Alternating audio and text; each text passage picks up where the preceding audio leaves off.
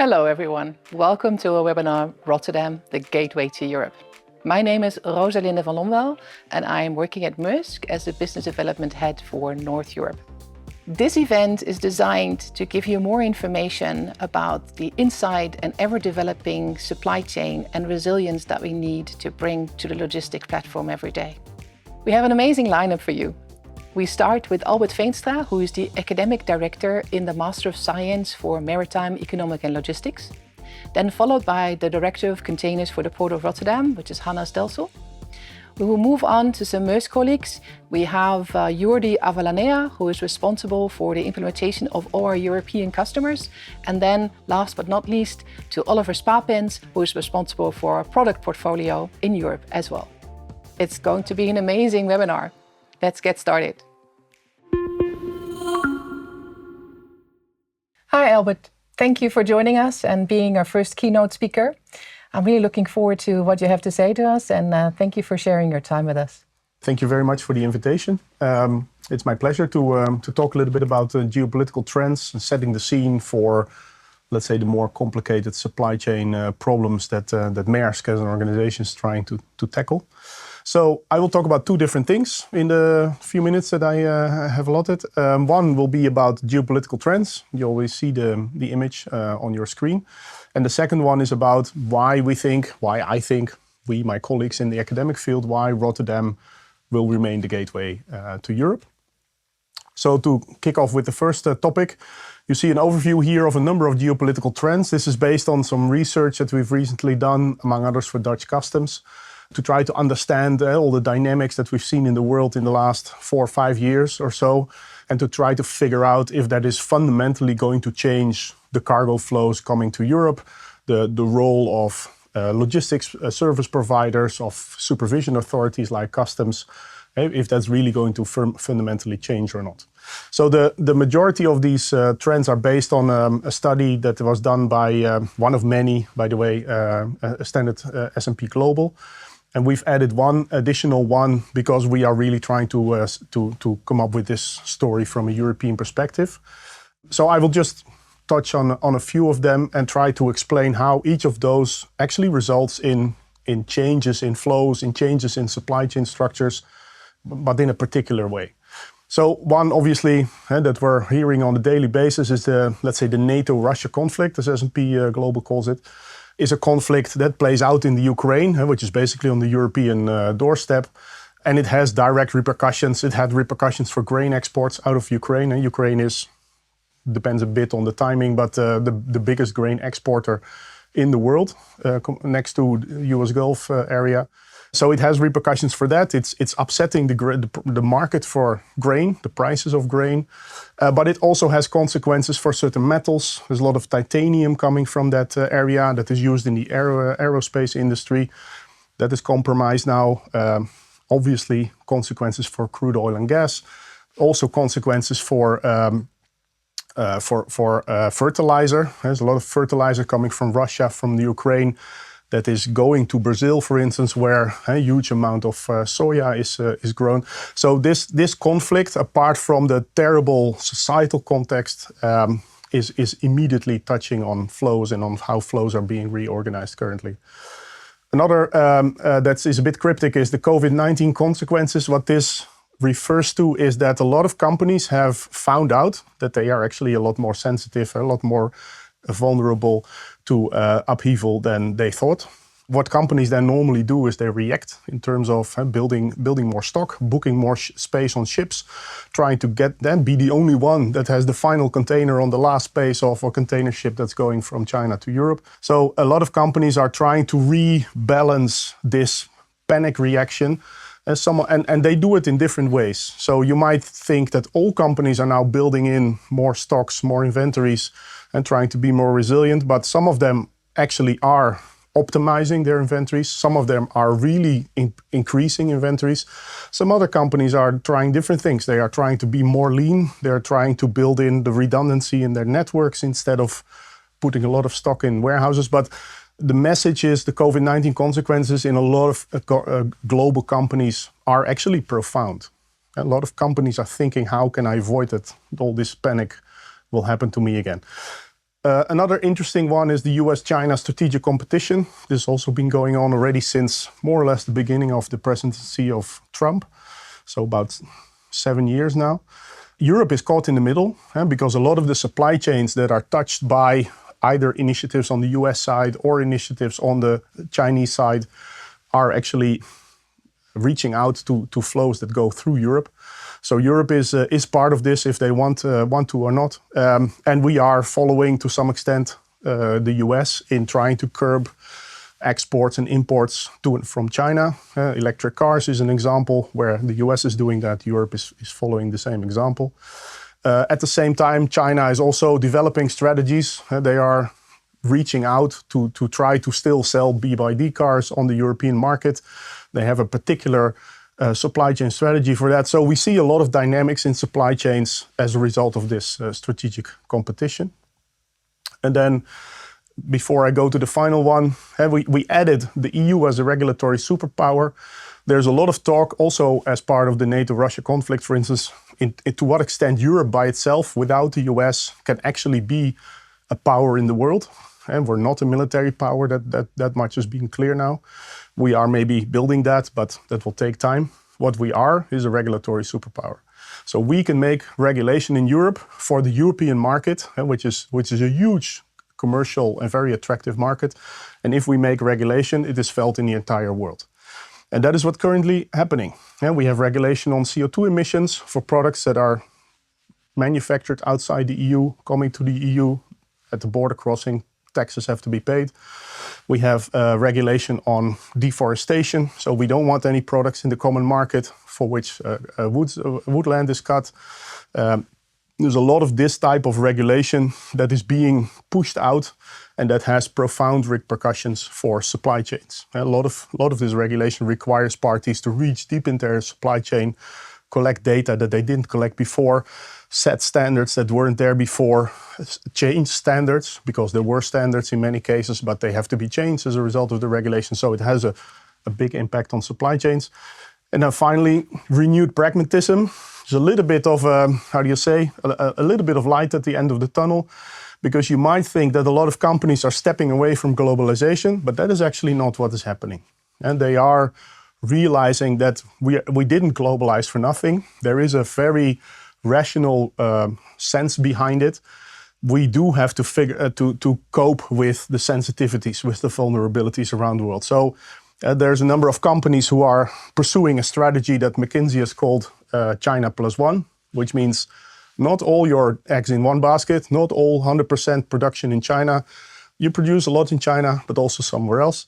And usually that somewhere else is not Europe, is not the US, it is usually still Asia. So the consequence of all this is actually that we are seeing that supply chains remain global. They are actually still growing to some extent with different percentages across the world, but they are also becoming more and more complex.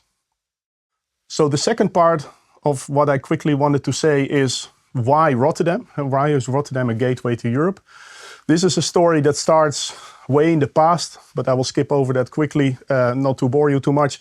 What we have developed, let's say in the last 3 decades or so, is a system in which infrastructure counts, infrastructure, multimodal connectivity, but also a lot of capabilities of how you cleverly organize logistics. And not only in the Netherlands, also in our surrounding countries, in Belgium, in Denmark, in Germany, in the UK, we have a very sort of sophisticated way of developing modern, very smart logistics solutions that is grounded in excellent education, in excellent experience, also in large volumes of flows.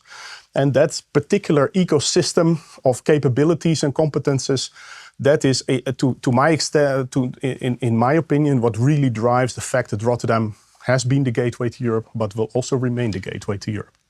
Thank you very much. That's super insightful, and I've learned a lot of things that I didn't know before, and I hope our audience is doing the same. You painted a picture globally, and you brought it down to Europe, so Northwest continent. You said the infrastructure here is quite good, but what is really the key element of advantage for the Rotterdam port compared to Hamburg and compared to Antwerp, for example? 2 things, basically. We are quick. We can reach a large part of Europe very quickly with all the modal transport solutions and the possibilities, but also the customs procedures, how the way we deal with them in the Netherlands. We can deal with large volumes. So, and we can deal with everything, right? So it doesn't matter what you're trying to transport. There is always somebody in the Netherlands or in the vicinity who knows how to do this, who specifically knows what requirements are in place, what authorities to talk to, how to deal with keeping the goods in a good condition. So that is, I think, what makes Rotterdam a very attractive place to do logistics. So quantity and quality in Rotterdam. Yeah. Good. The combination. The combination of both. Thank you very much. And now we are joined by Hanna Stelzel of the Port of Rotterdam. Hanna, nice to see you here, and thank you for making time to actually talk to us and be our second keynote speaker. I'm very curious to hear what you have to tell us about the Port of Rotterdam. Thank you very much for the introduction. The Port of Rotterdam serves several critical roles for the Netherlands, but also for Europe as a continent, making it a key player for European economics and logistics. It is our purpose to connect the world and to build tomorrow's sustainable port. While doing that, we are a major logistical hub, the largest in Europe. And that means that we are facilitating the flow of goods from Europe to the rest of the world. And we do that from a strategic position that on the one side facilitates the largest vessels, but also with a very attractive and extensive network to the hinterland for rail, road and barge. If you look into the container business, that means that we are handling approximately 37,000 containers a day. Quite impressive numbers. But not only that, we are of course also facilitating the flow of liquid bulk, of dry bulk, of break bulk. And while looking into this, we are also a major energy hub. 13% of European energy supply goes through the Port of Rotterdam. And it makes it a crucial entry point for different kind of energy supplies, like oil and gas at the moment, but increasingly also for alternative fuels, for hydrogen. And that gives us a crucial role in the European energy transition. We have a large industrial cluster in the Port of Rotterdam, 12,500 acres of land, giving home to more than 3,000 companies and employing more than 190,000 people in that area. So it's really an economic product key to the Dutch economics and to the European economics. We do see ourselves at the forefront of sustainability, a front runner in innovation and digitalization. And I'll share some examples in a minute. If we first look into the developments lately in the Port of Rotterdam, we can see that the first half of 2024 was basically on the same level as it was in 2023.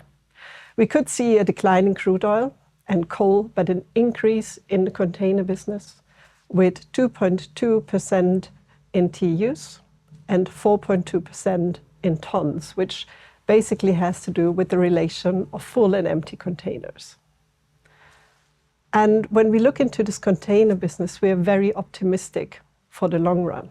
We're slightly optimistic for the rest of the year, but we're convinced that there will be a growth of the container business. And this is why Port of Rotterdam early on decided to invest into the container cluster. On the slide, you can see several investments that are currently being taken in order to make Port of Rotterdam ready for the future. You can clearly see the container clusters pointed out here, different terminals that are enlarging their capacity. One of them is APM terminals, doubling their current capacity. But we're also, of course, looking into the infrastructural side of transportation. When it comes to rail, we are building an additional rail yard. There's the SAIR container exchange route, connecting in future all deep-sea container terminals, making the exchange of containers between those terminals much easier in the future. We're deepening basins and heavily investing that the infrastructure is able to handle an additional 8 million TEU in the year 2035. And that is one part of the puzzle. But we're in the middle of a transition, and that means that we also need to become sustainable. And that means that we need to increase the efficiency in the port at the same time. And when we look into making the port more sustainable, we're getting also the infrastructure ready. Think about shore power, bunkering opportunities, for example, but also on the logistical side. And if we dive into the logistical side of this puzzle, there's a huge challenge ahead where digitization will play an enormous role in order to achieve sustainable and efficient, reliable handling in the future. If you look at the port call, there are several opportunities to improve with the help of digitalization. With just-in-time sailing, a vessel can reduce the overall emissions with up to 14%. And when it comes to efficient logistics of our hinterland modalities, we are finding ways to make better usage of the available capacity there is.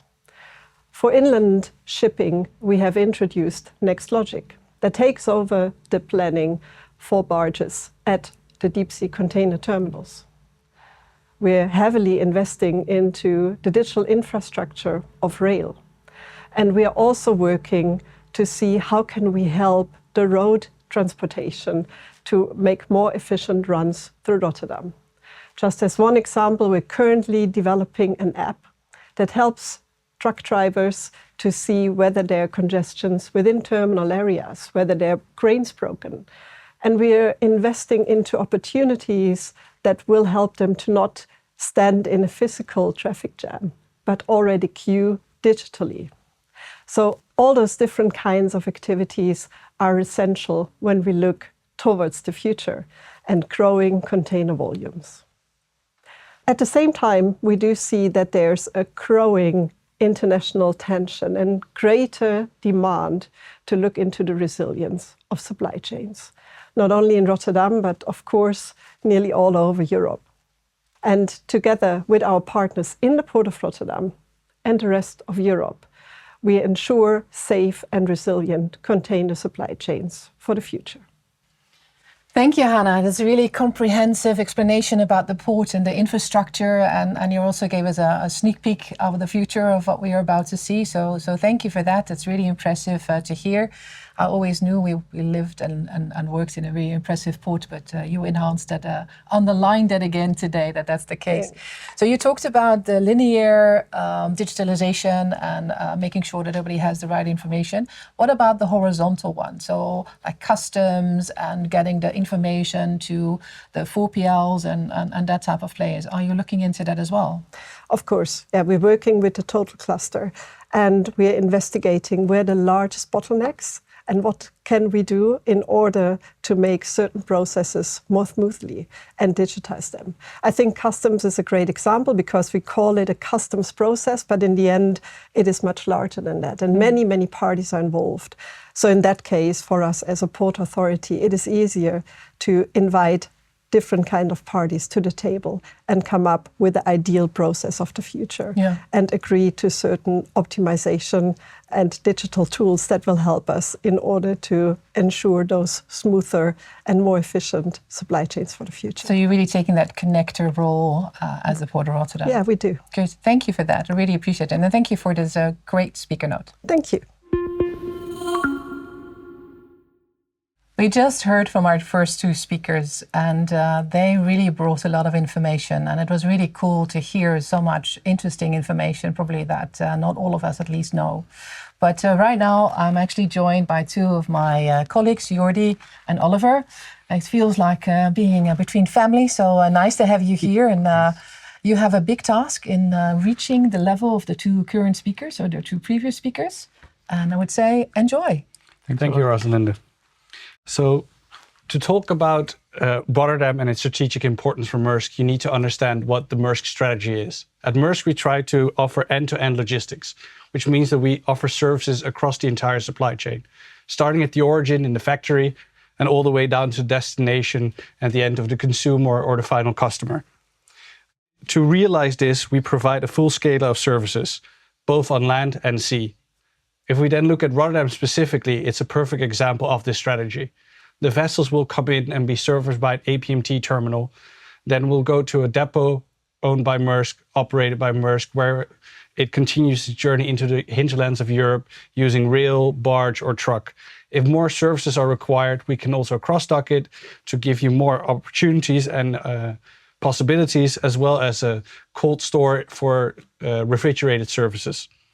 We haven't just randomly picked these products to offer. This is all based on customer feedback, and that's your area of expertise, so I'd like to pass it on to you for that. Thanks, Oliver, for that, and you're absolutely right. As you know, Vincent Clerc, our CEO, mentioned that customer intimacy is not a pillar of our strategy. Customer intimacy is our strategy. And this strategy, the strategy to become the integrator of logistics, is informed by customers, as you mentioned. So we have a lot of customer engagements, both at an account team, but also in different parts of the world, gathering customers to receive that feedback of how they should see what are their needs and how we should help together to build a supply chain of the future. Out of these engagements, what we do is sometimes we change gear, sometimes we accelerate, sometimes we break, and we deselect different solutions that have come up. And Rotterdam, as you mentioned, is a great example of solutions that are informed by customers that bring together this end-to-end supply chain. So from the solution that we have with APMT to unload containers just in 12 hours after the vessel arrives in the dock, to solutions that are a bit more and have more steps, to the solution to unload these containers quickly, shunt them, and bring them to a cross-dock in just 2 minutes, in 500 meters. And then at the cross-dock, to unload the containers and to bring the goods to the hinterland through the ways that Hannah, you mentioned, barge, rail, or truck, to accelerate the way that they are delivered to the final customer. Or with cold storage solutions for refrigerated or frozen cargo. It's important also to mention that despite we see the value of the end-to-end supply chain covered by Maersk entities, we see a lot of efficiencies to be gained, a lot of less stakeholders to deal with. We also appreciate that the customer has different needs different types of flexibility, and therefore the solutions that I just mentioned are also available in the shape of multi-carrier solutions, which is also important for us to serve our customers. And again, as I mentioned in the past, this is informed by customers. Yeah, and so I think it's really important, like some of the points you mentioned here, because as well as like Professor Veenstra told you earlier, is resilience is a big topic. There's a lot happening in the world. There's a lot of disruptions from the different ports to the Red Sea situation. So resilience has become one of the most imperative things in supply chains. And to create resilience, you need flexibility. And by the fact that we as Maersk offer this entire range of services means that we can offer you, the customer, this flexibility. If you need to speed up, slow down your cargo, or for example, you had cargo directed to Italy, but the demand is low there, you actually want to Germany, you can do it with Maersk. We can redirect your cargo through the cross-dock or even go to different modalities, even air if that's required. The second part, which is really important, which you also heard in the Port of Rotterdam, is visibility, or the new capabilities that techs give us. If you want to have a flexible, resilient supply chain, you need to understand where your goods are and what you can do with them. And therefore, I think our Managed by Maersk solutions are really important because they offer this wide range of visibility tools as well as management tools where experts in the field of supply chain can help you and your company if you maybe not have an in-house supply chain team. But I think you really can have some good examples of how we as Maersk work together with the customer and also implement these solutions, not just have these wonderful ideas on paper. Yeah, no, definitely. And it's also nice to see the PowerPoint slides, the solutions on paper, but then my role leading the European implementation team is to make sure that these solutions come to life and bring the value that we have discussed with the customer. So I would like to, if I may, I would like to bring three examples. So the first example is from a global technology player. This player had a challenge with one of the tech retailers they were working with. They needed cargo faster. in their stores. And in the tech market, it's a really fast market, and every day means a lot of sales and a lot of capital in a lot of cash trap in the supply chain. So any reduction of days of the supply chain was a massive victory for them. So together we sat down and we looked at their supply chain, and when the containers arrive in Rotterdam, they usually transport by barge or truck or rail into the hinterland, either in the Netherlands or in Germany. So there's a first leg to a DC, then there's a second leg to another DC where they are unloaded and then brought to the final customer. Obviously, there are many steps, and this is a supply chain that makes a lot of sense, but sometimes when you need the cargo fast, this long supply chain delays the delivery. So together with them, we came with a solution through the crossdock by which we could unload the container quickly, and then we could deliver those goods directly by truck to the tech retailer, which was a win-win for all parties, for the tech retailer, for the global player, and for Maersk. The second example is a bit different. It's from a food manufacturer. This food manufacturer has a peak of consumption in summer. So prior to summertime, they had a lot of overflowed facilities. So they had an issue bringing in new containers, and as a result, what happened is that the containers were stuck in the port, accumulating demurrage and detention, and not fulfilling the needs of the final customer. So we came up with a solution with this retailer, by this food manufacturer, by which we brought the goods into our crossdock in Rotterdam, and from there we stored them and delivered at the right time to the final customer. Again, as with the global tech player, we were able to massively reduce cost and massively also reduce supply chain emissions by shortening this destination one. And the third example that I would like to bring is a bit different. We tend to look at Rotterdam, at Europe in general, as an import supply chain, but there are also export supply chain needs, either from European manufacturers or in this case from a Dutch retailer that had a need to consolidate elements or goods that were going to be re-exported or returned to the origin. So in that sense, they had a really fragmented solution. They didn't have a solution that was optimized to serve their needs.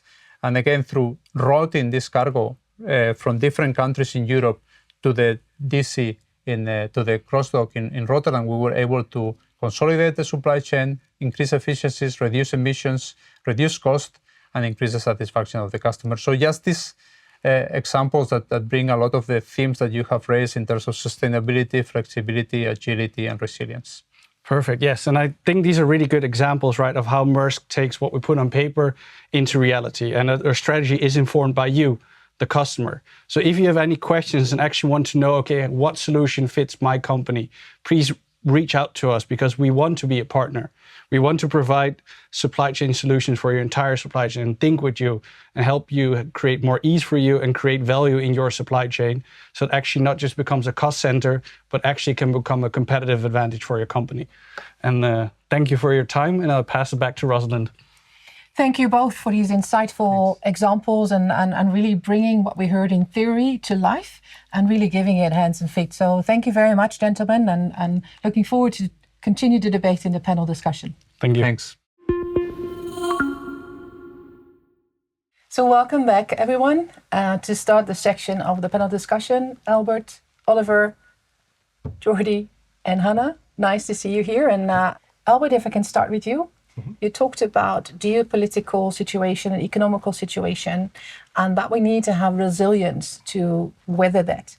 What competences do we need to be the best and be the front runner? So there's actually, I think, two basic competences, right? There's a lot more, but two basic ones. One is companies have to understand what their supply chain actually looks like. And you would think this sounds a bit simple, but you wouldn't believe how many companies I meet that actually have no clue where their products come from, how quickly, and how they've organized their logistics. So that's one, know your supply chain. Second one is companies have to think on a regular basis about, is this the supply chain that fits my strategic goals? And if that is not the case, you have to rearrange the supply chain. I think Jordi before gave some nice examples of companies that have taken too long, I think, to reassess, is this chain actually fitting my goals? No, the goods are not going fast enough, or not I get the volumes in the wrong place or whatever. And then you have to change your chain, change operations in the chain to make sure it becomes fit for the future, or fitting the strategy again. So these are critical competences I think companies need to develop together with partners to make sure that they keep generating the value for their shareholders, their stakeholders. Yeah, and unless you make it, but I guess that we see it all the time, that there's a lot of silos in companies as well. They don't naturally fit together or work together. So maybe... Yeah, no, I agree with you. And I was going to bring up this topic because we see many customers that look at the supply chain in many different chunks. The origin operations, the transportation to the origin port, the port to port, or the airport to airport, then the destination, and even the final customer. And they don't even consider the input from the final customer. So resilience is also about having the opportunity to look at the end-to-end together, to put all the stakeholders together.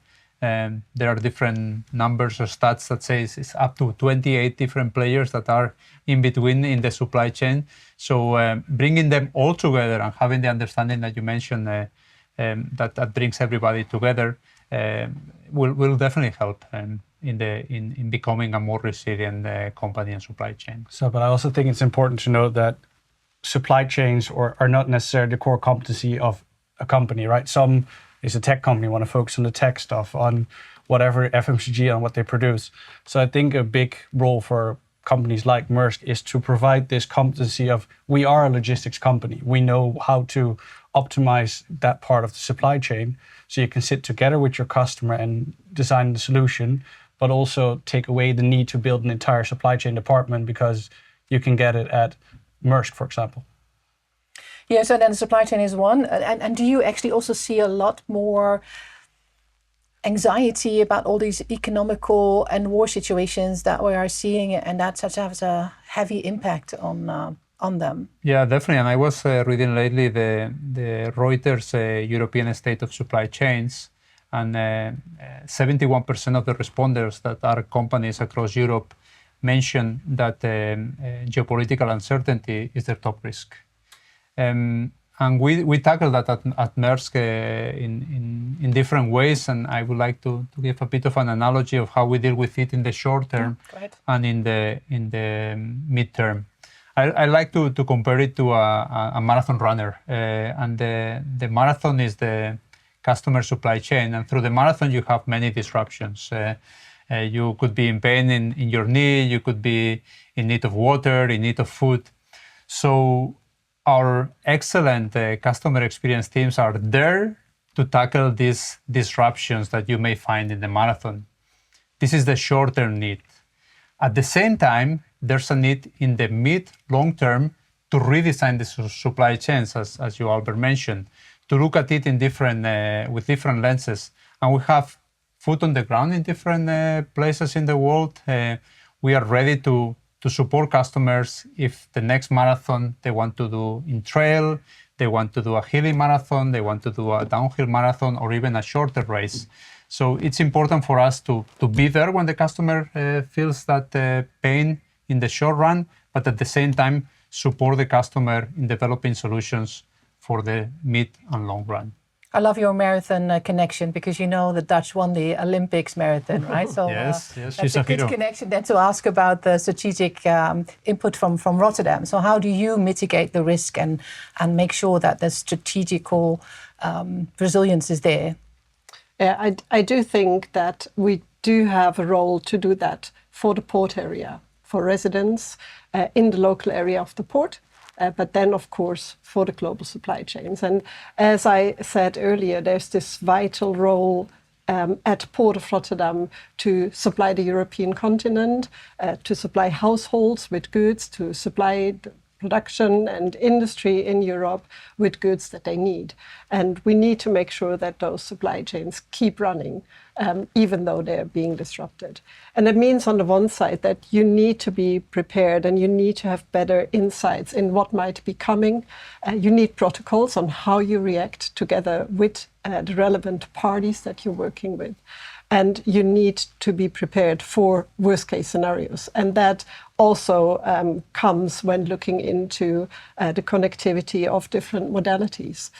How can we make sure that we're able to shift goods from one to the other modality in a short term? And a basis for all of this certainly lays in digitalization and in making information available. Yeah. And that's great, right? So connecting the 28 elements for logistics, supply chain, and then Rotterdam being part of that. I mean, that's significant, and there's a lot of parts coming together there. But the international supply chain is a lot bigger than that. It's more global. How does Maersk actually take that connectivity, and how do we translate that into a solution for our customers? Yeah, so I think it is important to note that resilience is flexibility in the end, right? It is you're running along the road, to keep the analogy, and you see a brick wall. You need to get around it. So how do you get around these brick walls you will inevitably encounter? And I think what we at Maersk do really well with our integrated planning is we do, for example, modality shifts.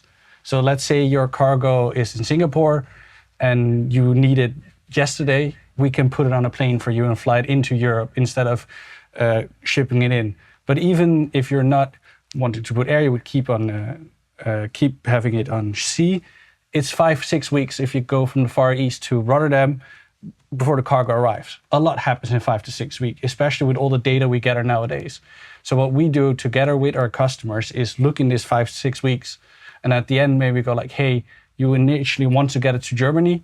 Now we're going to actually do it to France because situations change. Christmas shopping is really good in Germany, not so good in France or vice versa. So I think giving your customers and giving your supply chain flexibilities and choices will actually help you not only build resilience, but will also be a competitive edge, because now instead of relying on 6-week-old data, you can rely on the data of today. Yeah, and then to top that, probably also some predictability as well, to go into the technology era on where we are. Sort of jumping back to you, Albert, what do we need if we look at the big economical 8 elements that you mentioned, right? The key topics. Which one of them are going to have the biggest impact, and then connecting that to digitalization?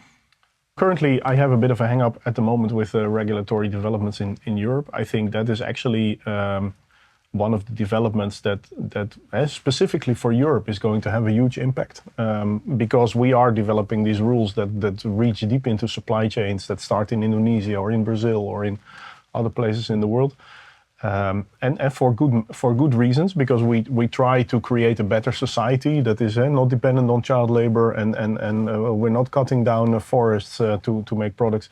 At the same time, we have difficulty overseeing what the supply chain consequences are. So again, very much there we see the need for really more advanced supply chain knowledge, and for really understanding what it means that you're working in a chain where not everybody is directly connected to everybody else.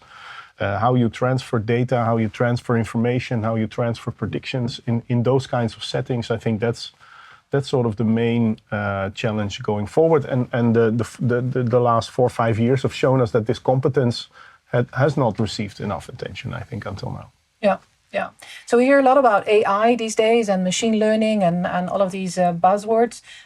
Maybe Hannah, you want to jump in here and talk a little bit about, is there things that are happening in Port of Rotterdam that are connected to this, or do you foresee that for the future? Yeah, certainly. They already are. And maybe to build that bridge from what you just said, I do think that one of the major challenges lays in different digital maturity levels. If we look at the port-to-port connectivity, where we have a large amount of players and larger complexity, therefore, the digital maturity is way higher. And once we go towards the hinterland, the digital maturity decreases while the complexity increases. And that just is a very difficult starting point to bring together end-to-end solutions. And this is where what we're currently doing is really focusing on different parts of the chain first. So to start, for example, with the port call optimization, with processes within the port, and then build that whole digital infrastructure from the ground. And what we do see while doing this is that it needs way more than tech, right? And I think all of us, we had those discussions, but I think that technology makes only a large percentage of what is really needed. We already have the technology. So for many, many pieces in the optimization, it is about behavioral change and to convince parties to work together. And this is where, we need to put a lot of effort into really getting all the beautiful effects that AI and other digital developments bring with them. Yeah. I totally agree with you, Hannah. Sometimes I think of it like the game we used to play as kids, where we were all sitting around in a circle and we were whispering a message to the next one, and then I guess we have all played, right? And then in the end, the last one gets a message that has nothing to do, right? Because it's not just about, and we were all speaking the same language, as you mentioned. We were all using the same tone. We were friends, but in the end, we could only whisper. We could only say something. So there's an element of trust, as you mentioned, in this supply chain that is needed, that we understand that we all win together and we all lose together, that there's nothing to win or to lose by hiding information or not sharing information. So it's not just about the same language or the same tone. It's also about trusting that everybody is in for the game of efficiency, of sustainability, of flexibility, and therefore then we can then build longer messages, more complex messages with AI, machine learning, and so forth. But until we put together that trust and that element of not hiding, then it's going to be really, really challenging. Yeah, it needs the right infrastructure. Right? Yeah, infrastructure, but also the trust. And I think that we've been battling for a long time, right? To how do we exchange information and not feel that we're giving more than that we're actually receiving. And that's sort of the hiccup for a long time to really get all the players on the table. It's also a little bit why Maersk decided to build the supply chain themselves. And a key element is also the hubs for APMT that we have, and enabling that connection a little bit more than what others could do. Jordi, can you elaborate a little bit on that? Well, I think we have a strong muscle in terms of asset base, and at the same time building up on our mission of being the integrator of logistics and on our purpose to integrate the world. I think we also have a bit of a push, right, an ethical push to facilitate these supply chains, because ultimately they benefit all the different parties from customers, but also the end consumers and ourselves. So the same that we are doing with the hubs, we are doing with the methanol container ships, because we feel that obligation to be ahead in the way of improving the life for all. Yeah, so I think what a good example here is Maersk operates in most countries in the world. Most companies won't. And I think a really strong example, if you look at one of our partners in Castellary, who is this smaller Singaporean company which we helped enter the US. It's not Rotterdam, but you can do the same in Europe, right? Because they don't have the staff to build up a supply chain to have that. They sell furniture and they want to sell furniture. And I think that's where we're now in an era where logistics has gotten so complex. It's not just going from A to B anymore. You have customs regulations, you have the anti-slavery laws, you have the anti-sustainability laws. Is the wood from a sustainable source or not? There's so many rules, regulations, hiccups, complexities in the supply chains nowadays that you can't expect to do that and grow your furniture business at the same time. So I think a really strong point of Maersk is where we go in with these companies and go, okay, what is it that you need? And then build their supply chain based on their needs and our competencies. Yeah, and then you're giving a relatively simple example between brackets, where the retailer is the owner and also the seller. And then when we talk about the e-commerce platforms that we're seeing nowadays, well, there is a extrapolate increase of complexity. But also for this, there are solutions. But it starts with, as we all say, right, connecting, in sharing information and really bringing that all together. So yeah, great. Thank you for great examples in this. I just want to go a little bit into a next theme, which is really about the sustainability in logistics. It's been touched upon here and there already a little bit, but maybe Hannah, you want to emphasize a little bit more. You were in your keynote already alluding to it. Can you elaborate? Certainly. So as Port of Rotterdam, we aim to be carbon neutral by 2050. And that on the technological side, of course, asks investments into activities like shore power, which I think is the first thing that comes to mind when thinking about container shipping. So that needs to be installed at terminals. But of course, it's also bunkering opportunities. We already have the opportunity to bunker methanol in Rotterdam. We're storing ammonia, and we're preparing to be a port where all the future fuels can be bunkered. And by having the offer of the infrastructure, we do hope that this also enables investments of other parties to make use of those fuels that are available. But not only about the technology, I do think it's also about innovative and sustainable business models that need to be introduced in order to make that total shift to sustainable supply chains.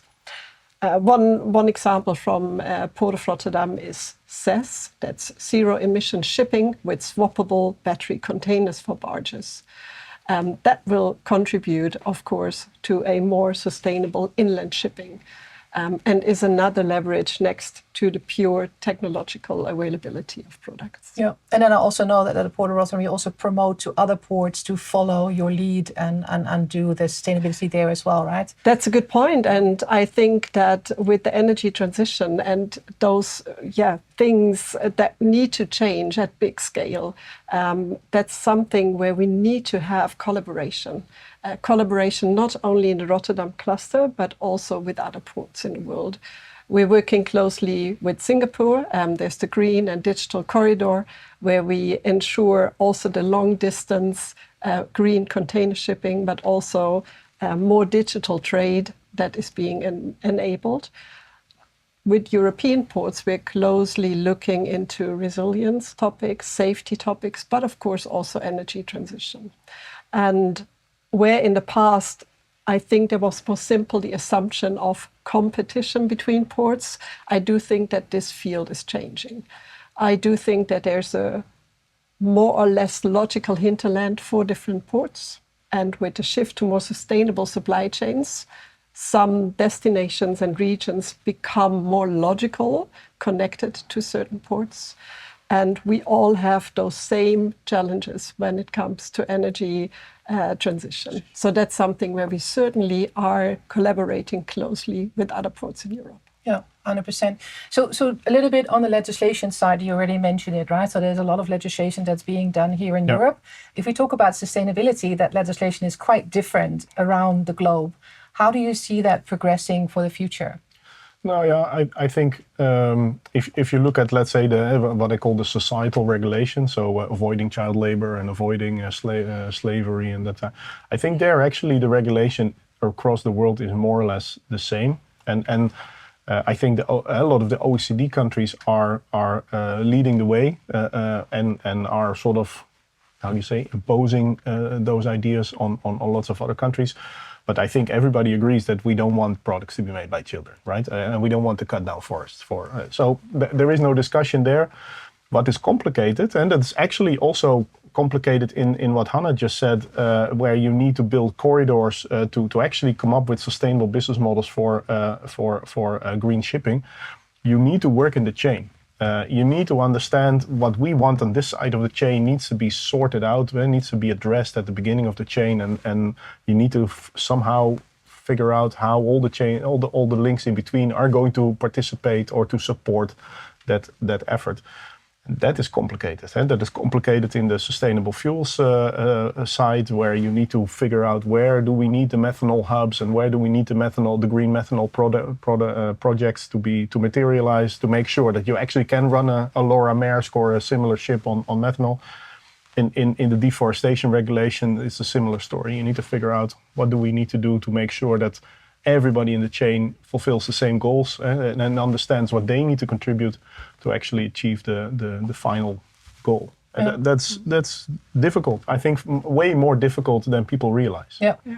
It sounds simple to say, well, we need to work on both sides of the chain. Yeah, but someone is cueing me that we're out of time. And for me, I could go on for another hour to talk about this and really come away with more insight and information. So thank you very much for this insights that you have given us, the energy that you bring to the table, and the willingness to continuously change the logistics to a better place for our children tomorrow.